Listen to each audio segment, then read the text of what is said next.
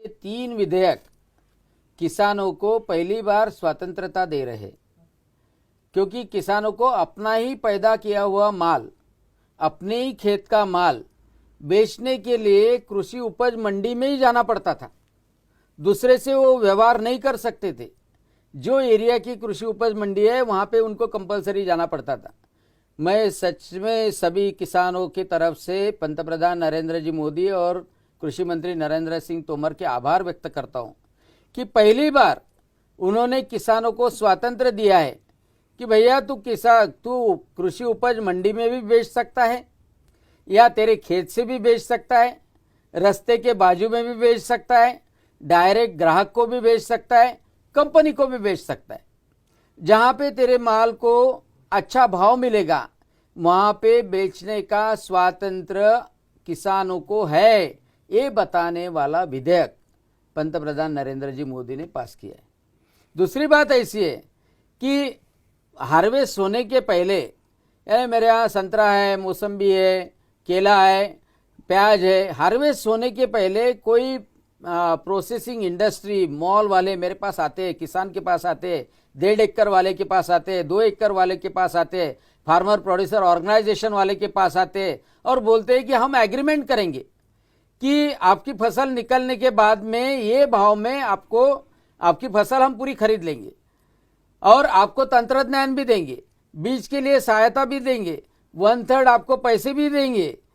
अब ऐसे इसमें उसने एग्रीमेंट करने का जो कायदा है वो भी पंतप्रधान जी ने लाया है और ये कायदे में तो इतना अच्छा है कि समझो फसल निकलने के बाद में बाजार का भाव बढ़ गया तो उसका एडवांटेज भी कंपनी किसान को देगी।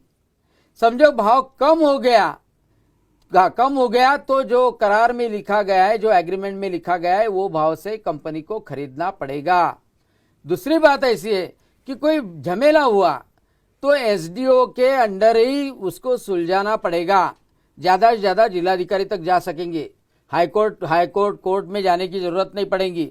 और समझो उसमें काश्तकार दोषी पाया गया, किसान दोषी पाया गया तो सिर्फ इसार की बकाया रकम उसको वापस करना पड़ेगा, लेकिन कंपनी दोषी पाई गई तो जो एग्रीमेंट के पूरे पैसे है वो किसान को देना पड़ेगा और 2.5 गुना उसको पेनल्टी भी लगेंगी।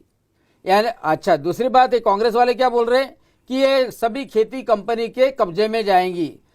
पंतप्रधान नरेंद्र जी मोदी ने बार बार कहा है कि ये करार जो है, एग्रीमेंट है, वो किसान के उत्पाद का होगा, उसके मालिकाना हक का बिल्कुल करार नहीं होगा।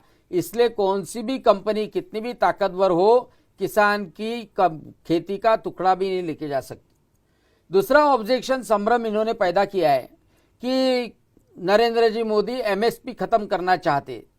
राहुल गांधी ने ट्वीट में लिखा एमएसपी से खरीदी नहीं की जाएंगी, लेकिन उसका जवाब में पंतप्रधान ने तो ट्वीट किया ही, बार बार ट्वीट किया कि एमएसपी शुरू रहेगी, एमएसपी से खरीदी रहेगी। और 3 ही दिन के बाद में रबी के लिए एमएसपी भी जाहिर होगी।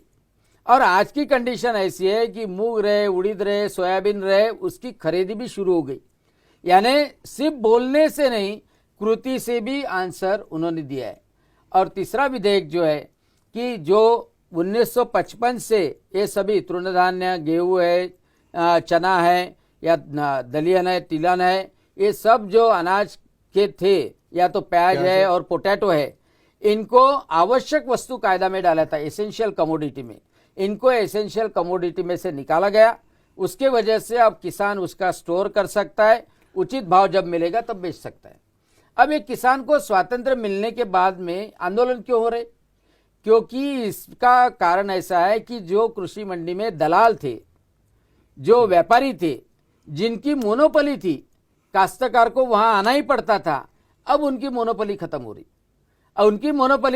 उनका कमीशन बंद हो रहा और उसके वजह से बिना काम किए मिलने वाला कमीशन जब खत्म होता है तब आदमी ऐसा बौखला जाता है और वो आंदोलन के लिए पैसा लगाता है।